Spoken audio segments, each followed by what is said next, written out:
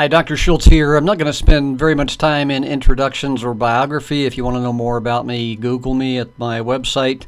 But I want to present to you in a very intense way a presentation about what is commonly called de-escalation, a title that I don't really care about.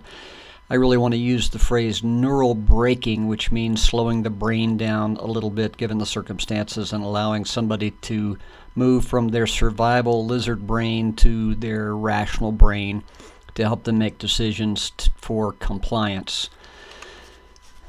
As I said, this is going to be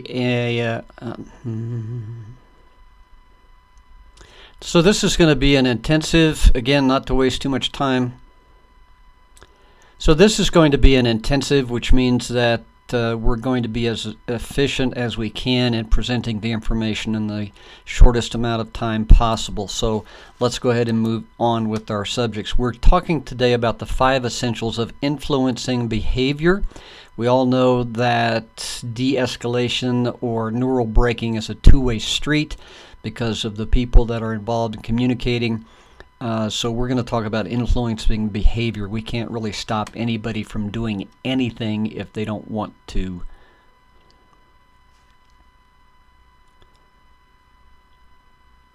There's a lot of verbiage around de-escalation that I don't really like.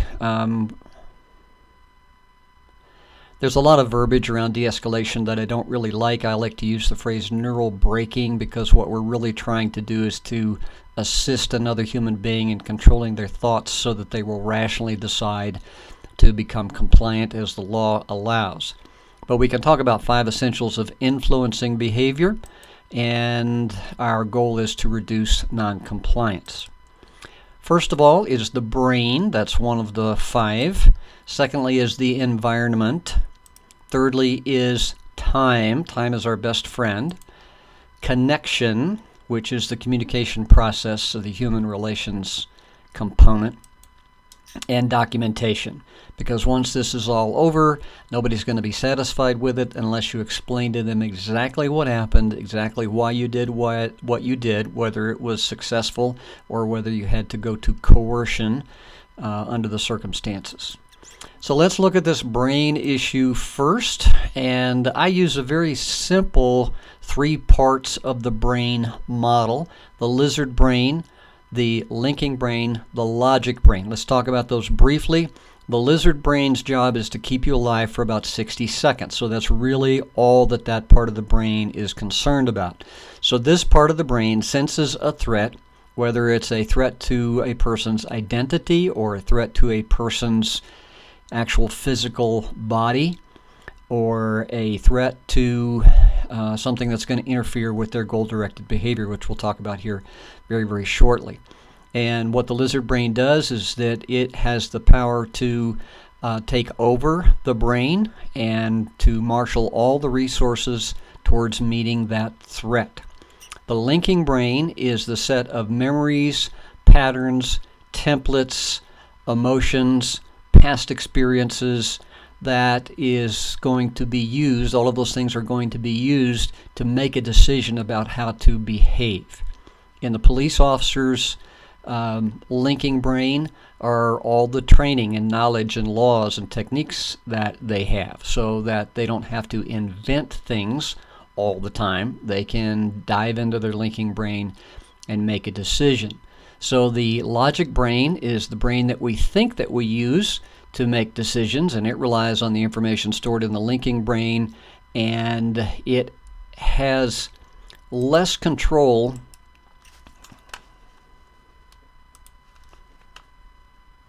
and the logic brain doesn't always control if the logic brain doesn't always control if the lizard brain is very, very active. So let's take a look at what I refer to as the goal-directed behavior. I didn't invent this. This is a psychological concept that I first came in contact with years ago at supervisor training at the State Patrol Academy in Missouri.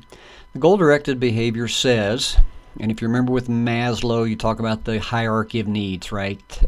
Survival needs, safety needs, ego needs, social needs, and self-actualization.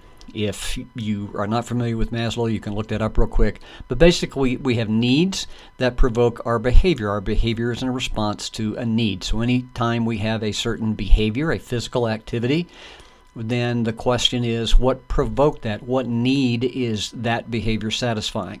So our need as police officers may be to clear the scene quickly, or to make sure that we don't get injured, or to make sure that we get somebody into custody with the least amount of problems and injury to everybody involved possible. So that's our need. For the individual's need, I'm going to refer to the individuals as citizens rather than suspects or subjects.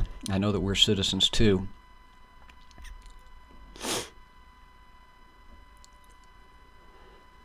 So the citizen has needs. Now, those are needs that we may or may not perceive. It may be a need to self-protect. It may be a need to flee.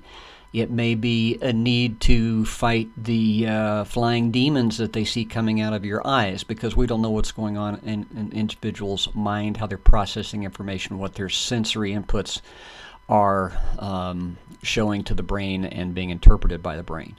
So as long as we're meeting our needs, which is represented by the goal out there, then everything is hunky-dory. But when there's a roadblock, when somebody's stopping you from that goal-directed path to meet your need, and let's face it, as police officers, we're that roadblock to what people are doing, whether it's a criminal act or act of civil disobedience or whatever it might be, we're that roadblock. So a person will either turn to adaptive behavior, which is generally positive in nature, lawful, reasonable, rational thinking, alternatives, or maladaptive behavior, having a fit, becoming violent, running away when they should stop. And anytime we have this roadblock, there's going to be frustration. Frustration always equals aggression, right? So if we're going to try to reduce aggression, we need to reduce frustration. Now I put here this ninja here to remind us that the lizard brain has the authority to temporarily take over from the logic brain. So if we see a small spider and we're conditioned to be afraid of spiders, our lizard brain is going to see that as a threat to our safety, and it's going to cause us to maybe scream a little bit or step back or run away or immediately kill it. And if our logic brain had thought about that, we thought, well, this spider is really not a threat to me. It's part of nature. I'm just going to walk away. I have complete power over it. But we don't think with our logic brain when the lizard brain is pumping out its adrenaline chemistry. And this is often what we're dealing with, almost always what we're dealing with when we show up on a scene. The fact that we're there, an armed government agent in uniform with the police car and maybe the lights flashing and all these other distractions in the background, that's going to cause an adrenaline dump. That's going to cause some tension. The lizard brain's going to see that as a threat, or it's going to go on alert. So just be aware that we are one of the factors that will inevitably produce some level of tension. We all know about the fight-flight process. Sometimes we don't hear about the freeze process. I'm going to refer to it as the F3 when I make reference to fight, flight, freeze. And it's important to understand that freeze thing, because sometimes we don't get compliance because the individual's brain is saying, I'm going to play possum here. If I freeze, maybe they won't see me, and that's one of the lizard responses. The flight response, obviously, is fleeing, and the fight response is the thing that we want the least to happen. But these are the F3 options that the lizard brain is giving the citizen as we make contact with them for whatever reason. So our objective is to move the individual's decision-making process from the lizard brain up to the forebrain, where the rational cognition is going to take place. Now that takes connection, time, and an understanding of brain chemistry, and that's why we're talking about these things. So I'm going to put this slide back up, goal-directed behavior, because we need to remember that the police officer is under tension, is subject to frustration, and has certain needs based on the goal that they have in mind. So we need to be super hyper-aware of our own body reactions, our own feelings, our own needs, our own speed of activity, and be very, very self-aware. Now, we can talk about these as stress responses. You all know about stress. We know it's a biochemical thing, not an emotional thing. We often talk about it with emotional language. Gosh, I feel stressed, I feel anxious. But really, that's just your body flooding your corpus with chemicals to enable you to deal with the threat, the perceived threat, and help you fight, flee, or freeze in response to that. Now, for most police officers who are well trained and highly experienced, that freeze thing isn't going to happen because you've already got a template of behavior imprinted in that linking brain, and you know how you're going to react in 99 out of 100 situations.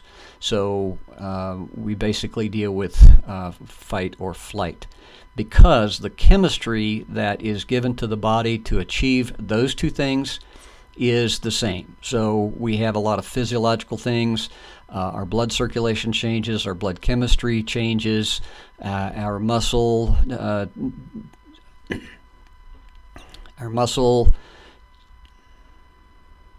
groups are in readiness, and we also have different short-circuited neurological responses during a time of crisis. But just remember that we're under that too, and so the first thing that we need to do is to have ourselves under control as we go into a situation.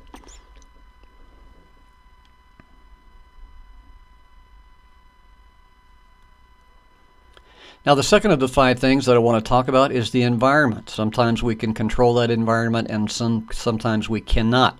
I'm using here this little Venn diagram that shows the officer, the citizen, and the environment. And when all those things join together, that's what causes the conflict, which causes the interruption in the goal-directed behavior cycle, which causes the frustration, which causes the potential aggression as a result of the body chemistry, that lizard brain pumping adrenaline type chemicals into the body in order to enable the citizen to flee, in order to enable the citizen to fight or flee or freeze. This, by the way, comes from the FBI in their literature about officer-involved deaths. And they talk about these 3 factors in terms of that center point being where I have conflict, they will have officer injury or suspect injury or officer death. So here's a statement. Behavior management begins with creating an environment where the rational brain can become the decision maker. Remember that little brain with the line from the lizard brain to the logic brain saying, think. We want our brain to be able to think. We want to get to a point where that citizen's brain begins to think. Remember that in terms of the environment, the brain's ability to distinguish signal from noise is crucial to proper perception. So all the things that are very familiar to us, lots of flashing lights, lots of other cops on the scene, radio traffic, bystanders, and other traffic and comings and goings, that's going to be noise. That's going to interfere with our ability to communicate. So anytime we can eliminate any of those things, that will help reduce the noise and reduce the level of tension and frustration and increase the efficiency of our communication. We need to know, to the extent that we can, what is the context of the contact. Okay, so that means getting dispatch information. It means maybe if you have the opportunity to contact some family or neighbors, do a little bit of intel gathering before we actually have contact with the citizen. I know that's not always possible, but when it is, we ought to take advantage of it. Our own experience may tell us that this person has had mental issues in the past, or has been resistive in the past, or has fled, or has special needs.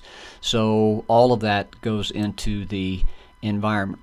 We need to remember, and this is very critical, we need to remember that aggression is normal. So we understand that when we deal with folks who are mentally disturbed, who are substance users, who have lower intelligence, who have lower verbal skills, who have low emotional intelligence, even poor nutrition and poor socialization, all of these kinds of categories can result or are statistically correlated to violent response or aggressive response. Now, one of the lessons that's very difficult for officers to understand and distinguish is that, and this is from research, and I can give you a citation if you'd like. Impulsive, explosive aggression is usually not criminal, not purposeful, and not premeditated. So I want to tell you a personal story. My brother, bless his soul, had lost his son to a violent crime about 18 months prior to having my brother having another contact with a deputy. And the deputy's mission that day was to contact my brother and his wife and let them know that their other son had committed suicide out of state. So when the deputy got there, didn't have any assistance, evidently didn't have a whole lot of training in providing death notifications. She told my brother that his son had killed himself. Now, my brother was upset, right? So this is a massive goal-directed behavior, influence, roadblock, frustration, aggression, right? But the aggression was not toward the officer. The aggression was toward just the universe. And so he got up and he paced around and he picked up a piece of a planter that was in a pot and threw it into the kitchen, away from the officer, but into the kitchen. The officer, and I get it, I understand it, I'm not being super critical here, but the officer interpreted that aggression as a potential threat. And certainly there could have been environmental factors where, if he stormed off out of sight into the kitchen or picked up something and turned with it. But she drew down on him, and that made my sister-in-law beg her not to shoot. And it was just a big mess that left everybody with a bad taste in their mouth. So if that officer had understood this concept, they might have been a little less aggressive and a little less triggered in order to take up that highly offensive position. And by offensive, I don't mean emotionally offensive, I mean tactically offensive. So again, I'm not going to criticize anybody for protecting themselves, but we just need to recognize when somebody's storming around in a circle, they're throwing things off in the other direction, it's okay to let them blow off a little bit of steam as long as they're not hurting anybody. So the third factor is time. And I want to remind everybody that time is our friend. The officer's greatest asset is time. What we know in general is that we need to get a person to be in a safe place long enough for the lizard brain's chemistry to diffuse, and so that the individual can think and make decisions with the front part of their brain. And here's what Dr. Jack Schaefer says: the body takes about 20 minutes to return to normal after a full flight-fight response. In other words, angry people need time to calm down before they can think clearly again. Angry people will not completely comprehend explanations, solutions, or problem-solving options until their body returns to normal again. So what we know about the what I just talk about in general as adrenaline chemistry, when that floods the body because the lizard brain is taking over, this part of the brain is not functioning because the lizard brain is saying, well, let's just go to these templates for behavior and we'll either freeze or flee or fight or go into one of these pre-rehearsed behavior models, right? That's why we train, is we want to go into that pre-rehearsed model and not have to freeze and be thinking our way out of this, but rather responding based on our training and experience. So the average individual doesn't have that template, and so their lizard brain is taking over. They're not thinking straight. They're not going to be able to perceive correctly. They're not going to be able to hear you correctly. So our interaction with them has to recognize that. Now, again, if they can be in a safe space where they can have time for that body chemistry to change so that we have that thinking thing going on so that they can start thinking rationally and, it's best if I just do what the police officer says and cooperate, then we've got to win.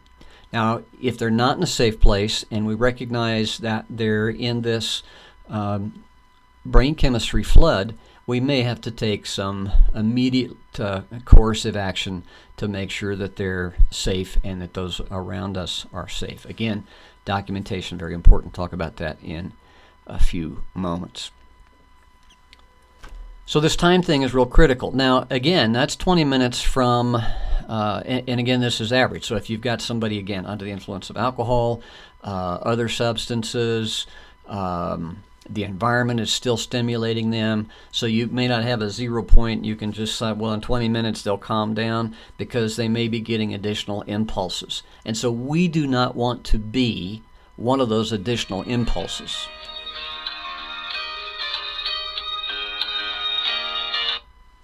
Yellow.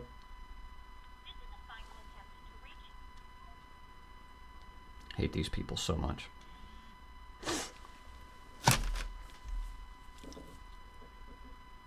So we have to understand that this is not okay, I'm going to wait 20 minutes till this person calms down, right? First of all, you may not have that much time to allow that person to work that off.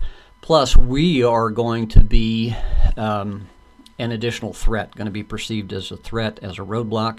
So we might be the person that the person might be like 10 minutes into calming down, then we show up, they're going to have another spike, so that's going to take 20 minutes from our arrival. So this is not something that we can just set our watches to, but we need to recognize that we have to allow for time in order for this to work.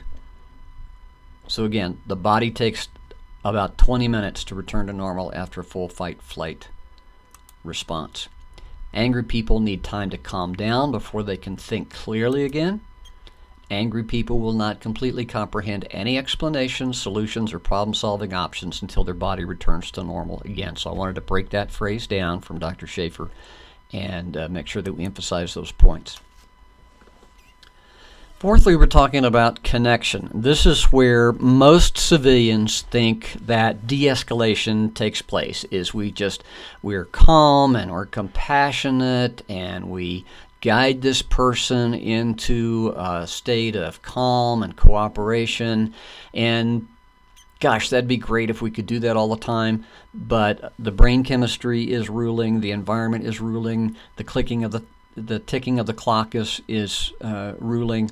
And so this connection part is very, very vital, but it's certainly not the only thing that we have to be aware of when we're doing neural braking.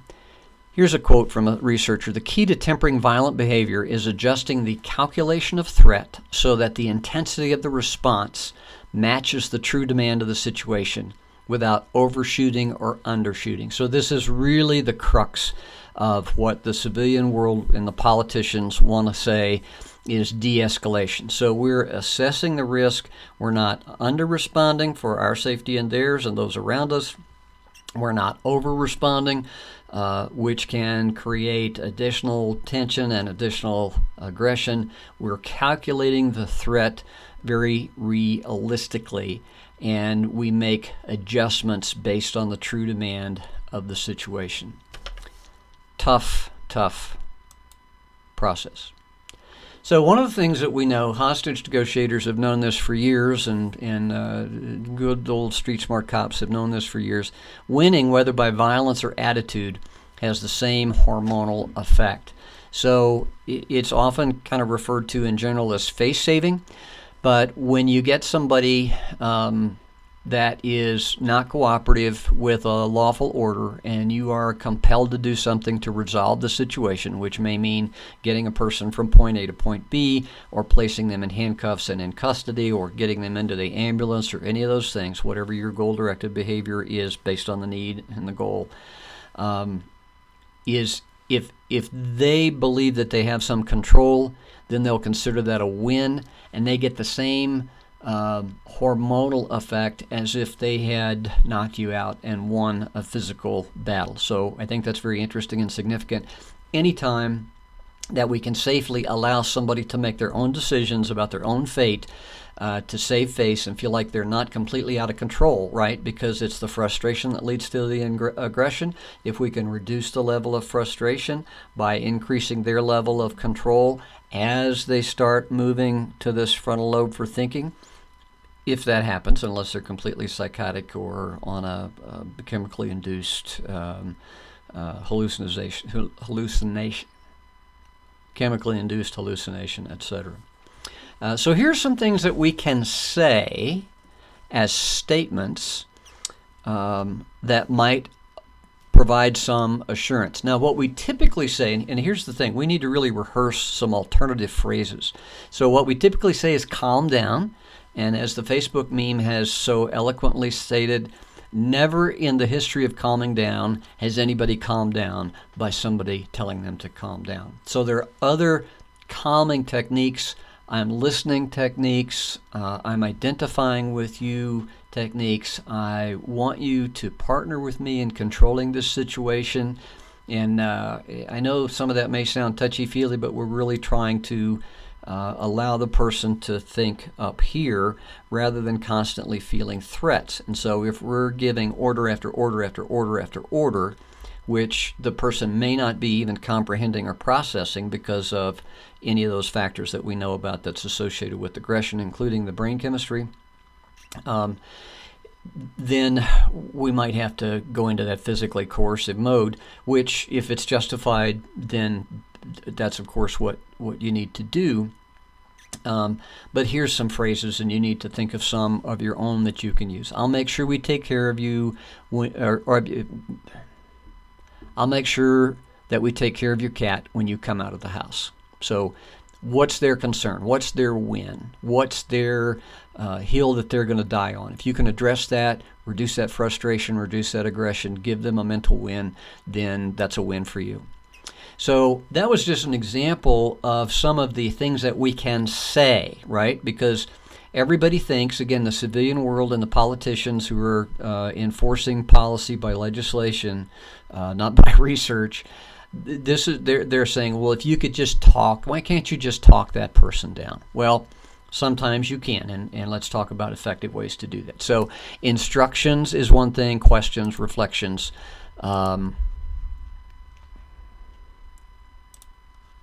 Instructions, questions, reflections, and affirmations. Let's talk about that. When we give instructions, we want to repeat them because, again, there's a real problem with the rational thought process when that survival chemistry is flooding the brain. We want to speak confidently, but don't yell unless we're really trying to get through a fog, all right? And don't yell with anger. Yell with, I really need to get through and communicate with you. If we know the person's name, that can be very effective. Bob, I need you to listen to me. And again, if we can avoid the word need, that's good too, because that's a command and it may exert some pressure on them. Again, I'm not going to criticize anybody for anything they do in the moment. I'm just saying you can prepare for this by having some carefully thought out phrases. Bob, it'd be very helpful. I would appreciate it so much. Thank you for listening to me. Now, if we could just go over here and talk where it could be a little quieter, it would be really helpful. I really want to listen to you. So those are statements and instructions. Also important that there's one person talking. Remember that noise thing? We've got the radio going. That's a great comfort. I can listen to the radio all day long and still have a conversation. And I know when my number comes up, I'll listen. But that's a terrible distraction to people. If we can turn that down or keep our earphones in, then that can be a real help in keeping things calm. If you've got a cover officer, that cover officer needs to just watch for safety issues, make sure that you're safe. That cover officer and the other officers who may be showing up really need to not make demands unless it's an immediate gun, drop the knife, don't move, those kinds of things. It's one officer, one voice, one set of commands, slowly and repeated, or instructions or requests. So one person talking. Keep the commands very simple. We've all been on those car stops where you've got three officers, you've got an aggressor, and one person saying, don't move, don't move. One person saying, get on the ground, get on the ground. One person saying, drop it, throw it. And so they're getting conflicting messages, which is going to increase frustration, which is going to increase aggression. We can reduce the unknowns, that frustration level, by explaining whenever we can reduce the unknowns, which causes that frustration and can cause aggression. We're not causing aggression, but if we are involved in a process that causes frustration for the individual, then that person may become more aggressive. So if we reduce the unknowns, it's just like doctors are finally being trained to do. All right, I'm going to apply this to your shoulder here. There's going to be a little bit of coolness and liquid here as we prep it. There's going to be a little pinprick as I give you a shot, and here we go. You'll feel a little numbness, and we're done. Now I'm going to apply a Band-Aid. So they go step by step by step so that you don't have the fear of the unknown or the consequences, or really the complicated thought process of trying to figure out all of the possible things that can happen to you, which is what takes up brain energy and causes confusion and frustration. So when we can explain step by step what's going to happen, then that can be very helpful. Don't beg and don't make empty threats. I've told people for years, and I wasn't trying to sound badass, I just said, I don't make threats, I make promises. If you say that you need to have that person turn around, then you follow through with that, whether it takes some time or you can persuade them to do that, or you have to go hands-on. Don't make threats, because the first time that you set a deadline with a threat to it that you can't follow through on, then you've lost your credibility. And repeating is one thing, but begging gives up your I'm not saying it gives up your authority or your supremacy. It gives up your equal standing with the other individual. So now you're begging this person to comply with you. Point out non-compliance. Sometimes people are they at some point in their brain they want to be compliant, and they don't realize what their body is doing. So if we can point it out, they can maybe de-escalate their own body chemistry. So, Bob, you're clenching your fist. Now, we don't want to fight. And so maybe they become aware of that and stop clenching their fist. If we can personalize it, Bob, I'll get in trouble if I don't do this. So can you help me out here? Famous psychologist Joyce Brothers said in an interview on The Tonight Show years ago, back when Johnny Carson was on The Tonight Show, she said one of the things that draws people to you and gets people close to you and helps communicate is you asking them a favor. So if you're asking for a favor, you put them in a position of empowerment. You get down to kind of an equal level in their mind.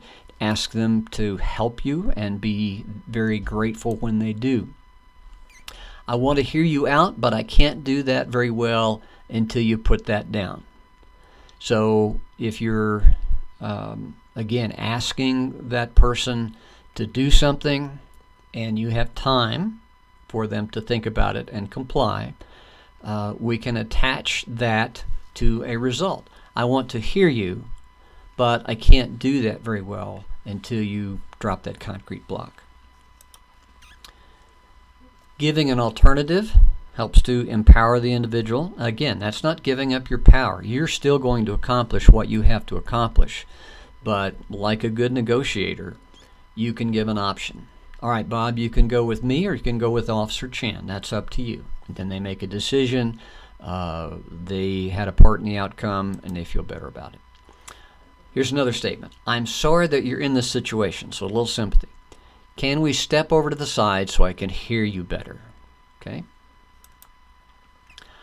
And this is one I've had to do. I used to work with a very aggressive officer. He made a lot of felony arrests. He was successful in the statistics department. I noticed that he was a lot more aggressive and assertive than I was, so I thought, well, I'll do that. So next time I had a confrontation with somebody that was argumentative, I stepped right toe-to-toe, nose-to-nose, and told him that this wasn't going to happen, and he didn't budge. So again, I was making a threatening movement. I was achieving power rather than communication, and it just didn't work. So I was eye to eye to him, and I said, I'll tell you what, I'll step back, but I've got to stay near to make sure everybody's safe. Now, I know tactically that was a bad position because I was within striking distance.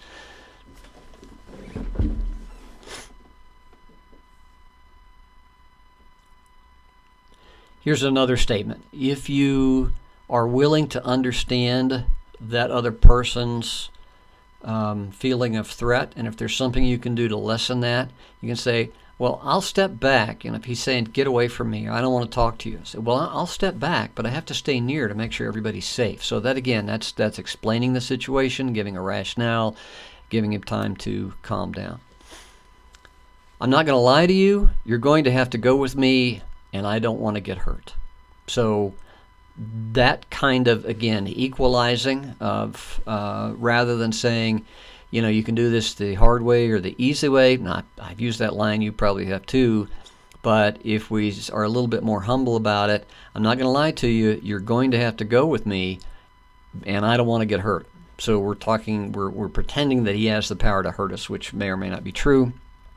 But it's probably a frustration reducer for that person. So another type of statement is reflection.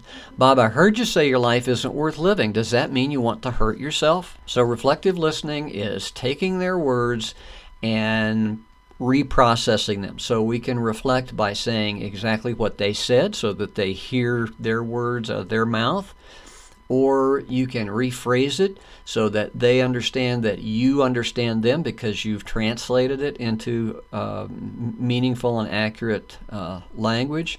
Or we can reflect what they're saying by interpreting it and asking them questions about it. I heard you say your life isn't worth living. Does that mean you want to hurt yourself? Bob, it sounds like you aren't getting along with your mother. Is that right? Oftentimes there's family pressures around. This is just an example. It could be boyfriend, girlfriend, partner, neighbor, whatever. But that kind of opens up the listening channels so that you are being sympathetic to their potential problems. A great question is, do you feel safe right now? And if they say no, you can ask them, would you help me understand why you don't feel safe? And if you are the reason they don't feel safe, you can explore that a little bit.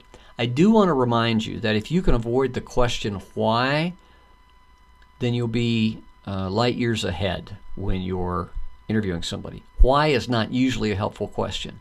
Why do you want to kill yourself? They don't know that. Why are you and your mother not getting along? That's a long, complicated story. Why are you afraid of me?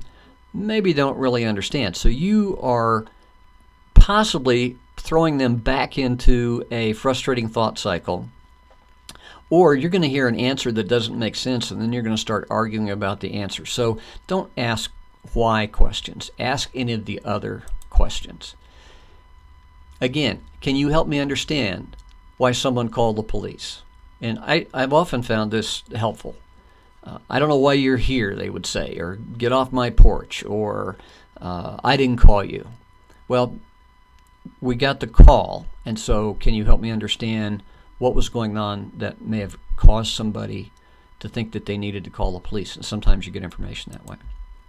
But that can you help me understand question, I have found to be very, very helpful, because now you put them in a position of helping you, which can be a lowering of the frustration chemistry. When was the last time this happened? How did that go? So a lot of times when somebody is in crisis, it's not the first time that they've been in this crisis. All right, if they've never been in this crisis before, then that's good information for you to know, because you can kind of start from scratch. But many times they've gotten through that crisis before. Well, I called my counselor, I called my dad, I took my medication, I had to go to the hospital, the officer talked me down. So whatever solution may have worked in the past, if this is a repeat crisis, may work again in the future. So again, you're asking information about the situation. Is there any reason why you can't talk to me right now? This goes back to a verbal judo registered trademark. George Thompson, Dr. Thompson's verbal judo class, and ask him, is there any reason why you can't talk to me right now? Is there any reason why you can't cooperate? Is there any reason why you won't go with me? You won't get in the patrol car? So those are questions that are legit. They may provide some answers, or it may cause them to realize that maybe there isn't a reason why they can't cooperate with you. And this is always good. Do you have any questions that you want to ask me? Okay. Or you can ask, does that make any sense to you? Do you have any do you understand what I was asking? Can you tell me what it was that I just asked about so that I make sure that I'm communicating correctly? So we take stuff on ourselves. We're not blaming. We're not guilting. We're not threatening the other individual. Affirmations really, really important. I would advise almost every contact that you have as a police officer to start out with an affirmation. Ma'am, thank you for pulling over for me. I'm Officer so-and-so with so-and-so department, and here's why I stopped you. Sir, excuse me, I'd like to talk to you for a minute. Thank you very much. I appreciate your time. So these affirmations are very, very effective because people like to hear that. Sir, I know that you're concerned about this, and so I really appreciate your time. So any affirmation, Bob, I'm glad you stayed here to talk to me. So you roll up on the scene, you get out of your patrol vehicle, you find him on the porch, and he's raising holy hell, and you say, Bob, hey, I'm glad I got a chance to talk to you. Appreciate you staying around. Can we visit a little bit? Now, again, I'm not saying this always works, and this is an intensive about behavioral intervention, so there are a lot of options that we're not going to cover, but this is some neural breaking opportunities. Thanks for helping me out, Bob. That's great that you dropped the knife, Bob. Thank you. Now, some people are going to titter or sneer about this or roll their eyes, but those kind of affirmations are really, really important. Again, if you have the time and safety and proximity, tactical distance to do this. We're getting along pretty well right now, Bob. Thank you for helping me understand what's going on.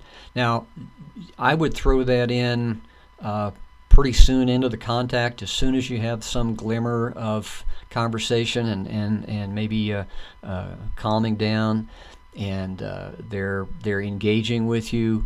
So just pretty soon into the conversation. Hey, I think this is going okay right now, Bob. Everybody's safe right now. Thanks for helping me. I need to understand what's going on. So lastly, those are the four basic areas of neural breaking or behavior intervention or influencing compliance. So the actual construction of the brain, the environment in which the contact takes place, time is our friend. If we have somebody in a safe place, we can let the clock tick and let the brain chemistry change a little bit. And then connection, those kind of interactions that we can have. I will say this in general about connection: the more we listen and the less we talk generally is better. And the other tactical consideration is when we're talking, that requires thinking, and that's going to slow our reaction time. So better to let them talk. They let off a little bit of steam. You do the affirming head nods, and that's interesting, and well, I want to hear that, thanks for sharing that, those kind of things. Even if what you're hearing is gobbledygook or hostile, your attitude is positive or neutral and not antagonistic. Well, why would you think that? Well, I'm not here to hurt anybody. This is up to you, partner. Affirming, calming, assuring, listening types of connection. Now, when it comes to documentation, this is so important because, particularly in today's environment, you're going to have to disclose what happened. Somebody else is going to be filming this. There's about a 110% chance that that's happening. Somebody's going to criticize it. Somebody's going to Facebook about it. So there is a pressure for public disclosure if this thing doesn't end well. If it ends well, nobody knows about it. Nobody cares, right? But if it doesn't end well, in terms of what the public perception is. So, if you can take somebody into custody and so you get your mission accomplished, then that's a good ending, but it may not be an ending that looks very good to the public. So there's going to be public disclosure as soon as possible of video, of audio, of notes, of bystander video, surveillance video, of your report, outside investigations. So just be prepared for that and tell the story. You want to tell the story in a way that creates the same view that you had on the scene to the reader, so that you're on the same wavelength. That's not necessarily going to make everybody happy, but it's really important. Prosecution of the offender, of course, that's what our report might do. And remember that if we criminally charge somebody, even if it's really a mental health or substance abuse problem, the criminal justice system is still the gateway to treatment and therapy. So don't be afraid to charge somebody so that they will get in front of the court, and the court may provide some type of treatment opportunities for them. Your report's going to be used in offender sentencing because there are things that can happen in the sentencing hearing that couldn't happen in the trial for determining guilt or not. Again, offender treatment services. And we need to be aware that officers who officers are going to be prosecuted in this day and age. Officers are more likely to be prosecuted now than ever before in history. And so now you are writing your own criminal defense, and you're writing a defense to civil suit. That doesn't mean that you're whitewashing anything or that you're being wrong about anything, but you're not going to leave out anything that justifies and explains the decisions that you made. I do want to say this one little thing. I've been passionate about this for years, and that is police officers as crime victims. If you were assaulted, my recommendation, you do whatever your department says, but my recommendation is that you make a separate case number, an additional case. So you go to a domestic, for example, you get assaulted, you arrest the domestic violence offender, the victim persuades the prosecutor not to pursue charges, so the prosecutor drops everything, including the assault on the officer. That does not make sense. If you go to a domestic and you find a meth lab and the domestic violence charge gets dropped, the meth charge doesn't get flushed down the drain, but often the officer assault does, the assault on the officer. So I recommend a separate case file. And you know what? Assaults on police officers are the only crime that other police officers would say, you investigate your own crime. We don't go to a citizen who's been assaulted and say, well, here's a statement form and here's a camera. You can take your own pictures. You can interview your own witnesses. And when you get done investigating your case, then you can turn it all in. But when a police officer gets assaulted, that police officer is often the only one that's making a record of the facts. So if it is possible and permissible, then have another officer investigate that separate offense of you as a victim of assault. That's all I'm going to say about that. If you have any more questions, please feel free to ask. Now, the four basic elements are going to be time. So we want to make sure that the reader understands the time constraints. There was a high-profile shooting some years ago, and the officer made a decision to shoot just immediately as he got on the scene because a gun was brandished. And I had a well-meaning friend of mine saying, Joel, I can't believe that a decision to shoot would be made in less than a second. Then my response to that is, my friend, every decision a police officer makes to fire their weapon is made in less than a second, right? When you have somebody who can, the research says, pull a firearm out and discharge it in 0.25 seconds, regardless of their level of training, then seconds count.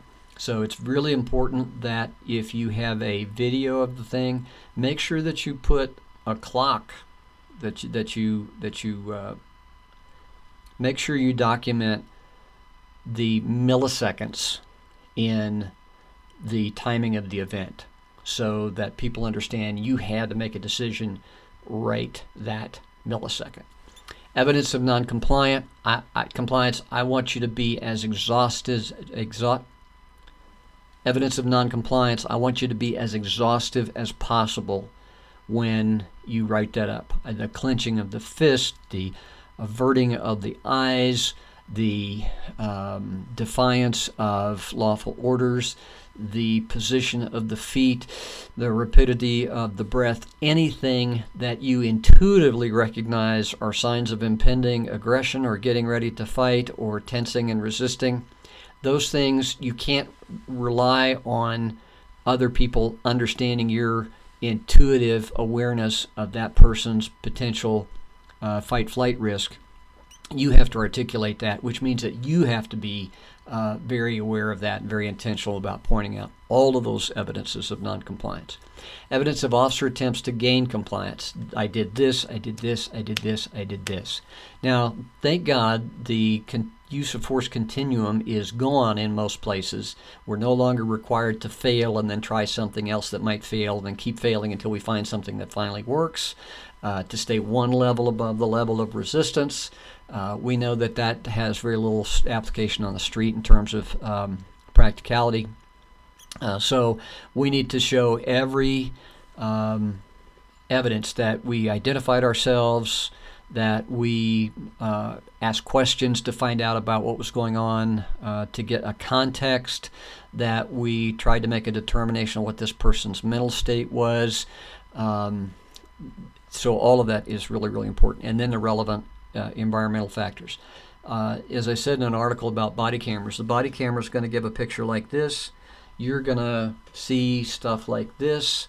Your partners are going to see stuff that you don't see because sometimes we have tunnel vision focusing on what our brain is perceiving as a threat.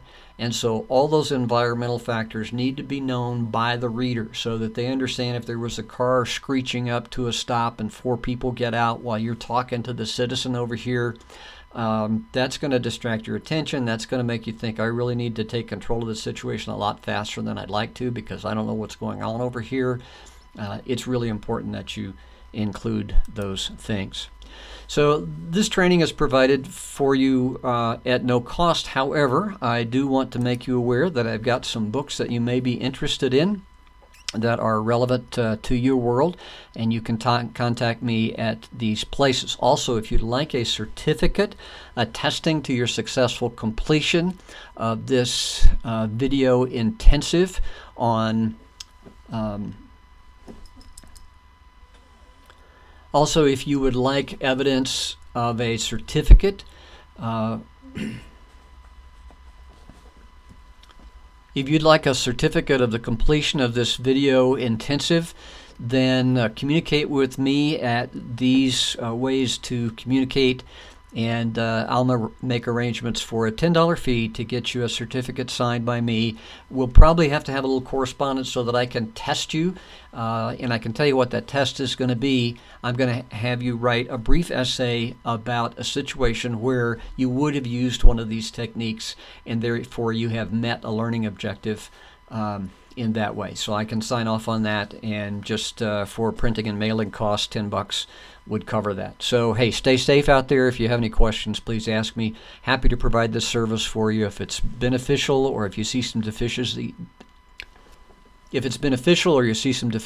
in it, please reach out. I'm very accessible. Would love to hear from you. Stay safe.